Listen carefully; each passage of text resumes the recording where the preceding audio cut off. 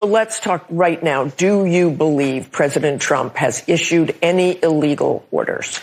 To my knowledge, I am not aware of things that are illegal, but certainly there are some legal gymnastics that are going on with these Caribbean strikes and everything related to Venezuela. What illegal orders are you urging troops to refuse, and what do you hope they take away from your message? Alex, we love this country. We love our Constitution. It is our job as lawmakers, and especially in this moment, to be clear morally, to be clear legally. And simply and clearly stating what the law says, what the Uniform Code of Military Justice says, it's not a crime. It is not treason. It is not sedition. It is our job. And I think it's really important that we do our jobs in this moment. It does imply that the president is having illegal orders, which you have not seen. I think for us, it was just a statement widely, right? We say very quickly and to all the folks who come to us, this is the process. Go to your JAG officer, ask them for explanation, for top cover, for their view on things. We do that on a case-by-case basis, but we wanted to speak directly to the volumes of people who had come to us on this. And it is very clear that no one should follow an illegal order, but it's very murky when you look at what is an illegal order. And if you go into morally, ethically, that's a pretty tough thing to look at and say, how do I navigate this?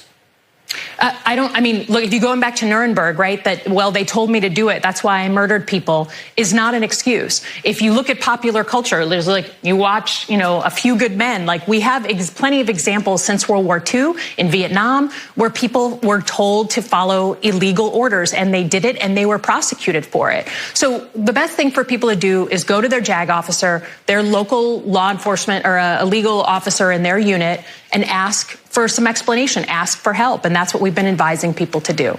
Let's get to the content of what you had in that video you released, because there are also 15 House Republicans who are also veterans who released a video, including a retired 3-star Marine Corps General, Jack Bergman.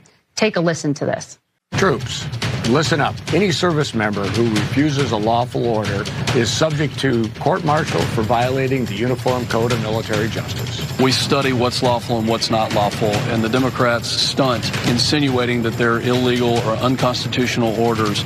It's downright dangerous. It is corrosive. It is meant to weaken our country and weaken the military. How do you respond to these allegations from your colleagues, fellow veterans, that what you have put out there is weakening and corrosive to the military? Well, these unfortunately are some of Trump's core supporters that are rallying behind the president, and they know better.